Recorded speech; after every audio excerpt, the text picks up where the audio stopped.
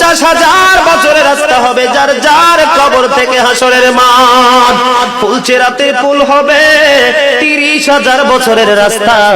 আমার উম্মতগুলো কিভাবে রে পায়ে হেঁটে তারা অতিক্রম করবে? বন্ধু নবী এমনি এমনি কাঁদেনি রে, নবী জানিয়ে দিয়েছে কাল কিয়ামতের ময়দানে উম্মতগুলো খালি পায়ে থাকবে, মাটি তো তামা থাকবে।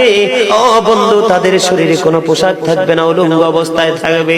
এবং মা আয়েশা প্রশ্ন করলো, গো প্রাণের নবী, জানতে মনে চায় নবী গো, এই যে আপনার উম্মতগুলো উলঙ্গ অবস্থায় খালি পায়ে সবাই থাকবে গো নবী, তারা কি নারী পুরুষ একসাথে? কয় হ্যাঁ, নারী পুরুষ একসাথে। তারা কি কেউ কারো দিকে নজর দিবে না? এবার আমার নবী বলেছে, আয়েশা রে, কেমন করে নজর দেবে রে আয়েশা? বন্যার পানি যেমনি প্রবল বেগে বৃদ্ধি পেয়ে পৃথিবীর মানুষগুলোকে গ্রাস করে ফেলে, কাল কিয়ামতের দিন এই জাহান্নামের আগুন মানুষের দিকে বন্যার মতো